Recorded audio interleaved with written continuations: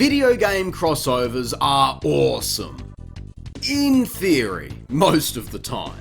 Honestly, we just love to see it. Our favourite characters teaming up, battling each other, or exchanging spit. The crossover dates back all through history, with one of the earliest examples being Battle Soccer on the Super Famicom. It sounds lame, but where else can you see Ultraman, Gundams, and Godzilla duke it out over a game of football? Battletoads vs Double Dragon, Alex Kidd in Shinobi World, Marvel vs Capcom, Street Fighter vs Tekken? Holy moly! Since the arcade years, the video game crossover quickly captured the hearts of players around the world. Now, arcades are a bit before my time, but I love getting to go back and dip my toe into some of these classics. But unfortunately, not all crossovers are created equal, especially these days when it feels like we're swimming in them. So today, I just wanted to take you through some good and some not so good video game crossovers, in no particular order, based on my personal interests. Either because I was a fan of the franchises growing up, or because sadly, the end result had me dreaming for so much more.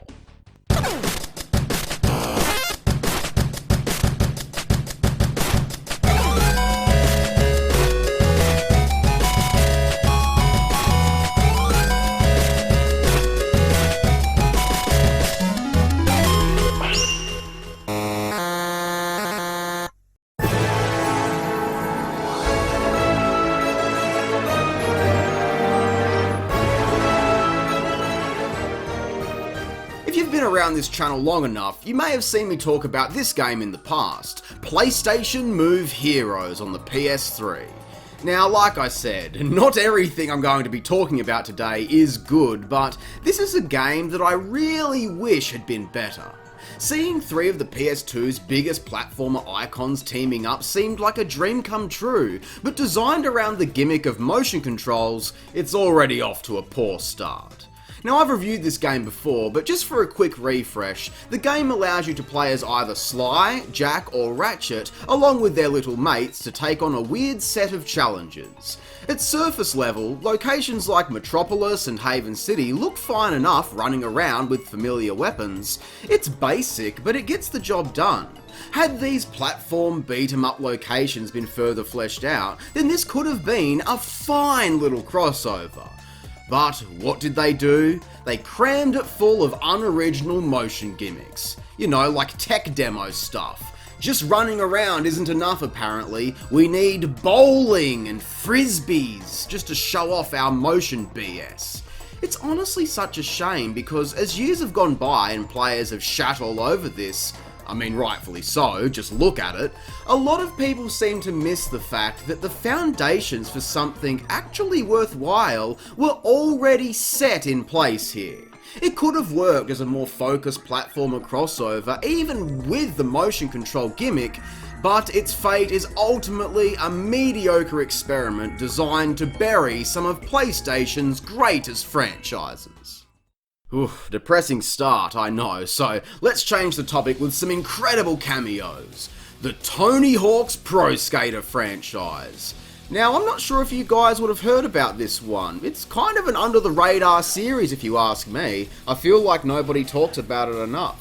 From only the second installment of Neversoft's GOAT, we had Spider-Man as a hidden unlockable character, taking time off from saving the world to shred shit up and show the rad rats how it's done.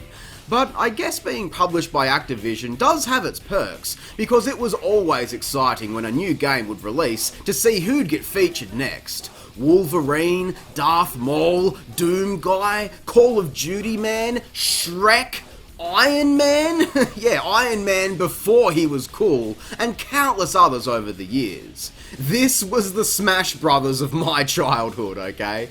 While ultimately this was such a minor part of what makes these classics so memorable, it's the little things that last on in our hearts. There is a familiar comfort to seeing your pop culture favourites make an appearance here.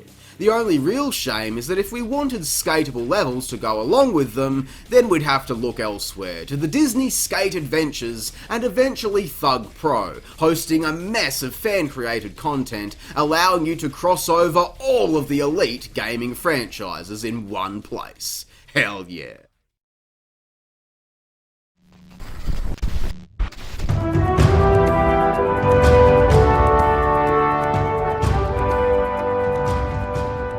Next up, I'd like to talk about what the significance of even a small cameo or reference can mean to generations of players. I grew up on PlayStation, and Crash Bandicoot was my main man, but then he was gone for a while. Listen, you probably know what's coming. This has been talked about to nauseam, but I don't care. Nathan Drake sitting down to play Crash Bandicoot will forever be one of the best oh shit moments of my gaming life. For a starved fanbase of countless years of missteps and dead silence, this was the glimmer of hope that one day we would see our Orange Man once again. It created so much emotion for so many people. Just this simple little crossover from two of PlayStation's biggest franchises referenced when PlayStation ruled the fucking world. In my biased opinion anyway.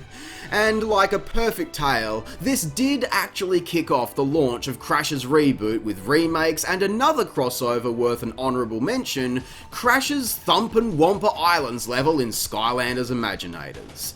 This had people who were shitting on this series for years go out and buy this pack, even if they didn't want to even play it. But if you did play, inside were so many treasured callbacks to a retro icon, and while that level for me wasn't amazing or anything like that, it was the best thing that this game had to offer us, and for what it brought to us in recent years, I can only be thankful for. Back onto the skateboarding topic again, because Hawktober isn't just a week-long special, it's a lifestyle, baby. A few months back, I talked about this game, Evolution Skateboarding. I highly recommend checking out that video in full if you haven't, but just to summarise for those unfamiliar, this was developed and published by Konami trying to ride off of the Hawk's success, and is most well known for featuring two Konami franchises, Metal Gear and Castlevania. And even if the game is kinda average, these moments are without question highlights of the game, featuring iconic music, themes, and even boss fights. But much like Move Heroes that I mentioned earlier, this just has me begging for more. To get to this content is a slog through some tolerable, yet barely passable generic skateboarding gameplay. I did enjoy my time with this, but I can only wonder why this wasn't simply made into Konami Skateboarding.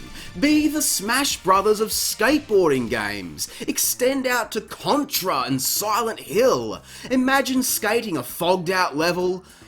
Well, I mean, you can do that already, but imagine skating a foggy Silent Hill and fighting nightmarish creatures by landing triple McTwists, Contra Dude Bros skating up subterranean alien lairs. I mean, honestly, the potential is limitless, and again, the foundations were already laid. Instead, it's just another half-assed job setting aside fun and excitement for the dregs of normality. Just before we move on to my final topic of the video, I want to give an honourable mention to Kingdom Hearts. This is a franchise that people act like it made perfect sense when it first released, to combine Final Fantasy with Disney properties, but seeing that on paper is like finding a drunk text the next morning. You're like, whoa, what was I thinking? Now, I have played the first game, and thoroughly enjoyed what it was, and I look forward to playing more in the future someday when I have the bloody strength for it. But I just don't understand why this even exists in the first place. Look, it's great, but I'm sorry, I can't wrap my head around that one. I know a lot of people are going to be mad with me about that, but hey, it's just an opinion, and that opinion is my shield. Leave me alone. The final crossover I'd like to discuss today is one near and dear to my heart that's been with me all through my childhood, growing up through my teens, and has followed me into adulthood. I don't know how many of you will have heard of this crossover. I'm kind of a unique, quirky little guy with this one. It's the Mario Kart franchise. Of course it is. I mean, how could it not be? Dumb racing action on incredibly vibrant and creative levels, fun items that are only fun when I'm not being hit by them, and a genre ripe for this kind of simple yet effective crossover. I mean, look at all the others out there like Sega All-Stars following in its footsteps, and I guess to a lesser extent, Crash Team Racing Nitro Fueled finally introducing the long-awaited Crash Spyro crossover experience. This one doesn't count! But nothing trumps Mario Kart for me, at least on the topic of crossovers. Now, like I said, I grew up on PlayStation systems, but no matter what the generation or what console you played on, who hasn't tried one of these? The best part about Mario Kart 8 Deluxe is that it's a crossover of the entire Mario Kart franchise, featuring fan favourite tracks from all throughout the series. But not only that, while it is widely focused on the Mario brand of characters, from day one we had a cameo character on the roster, leading to a handful of really awesome mashup courses from beloved Nintendo properties. Legend of Zelda, Animal Crossing, and F-Zero, which fits perfectly. It's a real shame that characters like Captain Falcon have never made the cut for Mario Kart. It was nice to see Pac-Man and even Rob the Robot appear in the DS version, but to this day, I'm begging for Mario Kart meets a Super Smash Bros. Scaled roster. I mean, could you imagine the possibilities for potential courses made by undoubtedly the greatest kart racing developers on planet Earth? Oh, that would be something else, let me tell you. But is it realistic to get my hopes up for that? I mean, I can tell that there are going to be people watching this upset with me that I didn't select Smash Brothers to discuss. Now, I didn't grow up with it, sure, but I have played it, and I do feel like, for as special as it is, I'm conflicted, because why this, of all games, to get this treatment of a bloated, multi-generational crossover of gaming icons? Now, don't get me wrong here, I love that it exists, but Mario Kart always seemed like the more sensible recipient of that honour, you know? Kart races are the most universally accessible pick-up-and-play games out there, requiring very little skill level. Sure, Smash is a lot of fun, and was revolutionary when it first released, but having dabbled with some of them firsthand, I always have fun while it lasts, regardless of the skill ceiling required to actually be good, but even then, I just never got the appeal personally. And that appeal has only lost momentum due to the endless slew of copycats throughout the years.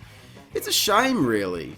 I mean, at this point, thanks to Marvel ruining our perception of what is and isn't good, more equals more. And we're spoiled for choice, with multiple universes all crossing over. We've had the colourful, kid-friendly era, we've had the grey army man shoot era, and now we're into the here's fucking everything all at once era. Which can be summed up perfectly with a single word. Fortnite. Look, I could sit here and offer opinions like countless others about this game until the sun burns out, but the bottom line is, as far as crossovers are concerned, this game is the winner. Not Mario Kart, not Smash, not Godzilla and Gundam in Battle Soccer, no, Fortnite takes the cake by a long mile. Now, I fucking hate this game, let it be known. I have played a bit of it for myself, I hate to admit, and it's just too chaotic for my ape brain to comprehend. Yet, whenever I see my partner playing it, I just can't take my eyes off. I mean, he is a cutie, what can I say? No, seriously, I have grown to love Fortnite as a passive experience just watching, because it's so stupid all of the time, it never fails to put a smile on my face, and where else can you find such a plentiful source of crossovers? Movie characters, video game characters, Spider-Man, Thanos, Venom, a Xenomorph, Terminators, Dragon Ball, Indiana Jones, Lara Croft, Nathan Drake, Tom Holland as Nathan Drake, Spider-Man as Tom Holland, and God only knows what else. And not only is it just a bunch of dumb cameos, but they often come with their own unique areas and abilities that totally transform how the game is played. Even when they introduced Rocket League and the Octane, it just completely transforms how you can play the game. Like, say what you want about the overall quality of this bloated, overhyped game, but it's a hell of a crossover. One that I hope can teach more traditional franchises how to merge their series together and get it right, even if it doesn't always make sense. So tell me, What do you think is an incredible crossover video game? Because I know I've failed to mention so many of them. I asked the good folks over in my official Discord server their opinions, which you can see featured here. Thanks to everyone for taking the time. You can find a link to join the server below this video if you want to contribute to the conversation and keep up with what's going on. Well, that does it, guys. Thank you all so much for tuning into the channel this year. Mad appreciation. And just to let you know, I've got quite a few things brewing for the future. So until next time, be sure to leave a like, subscribe, and remember to share this video with your friends on social media. I'm Eyed Jak, and I hope you have a great fucking day. Cheers, guys.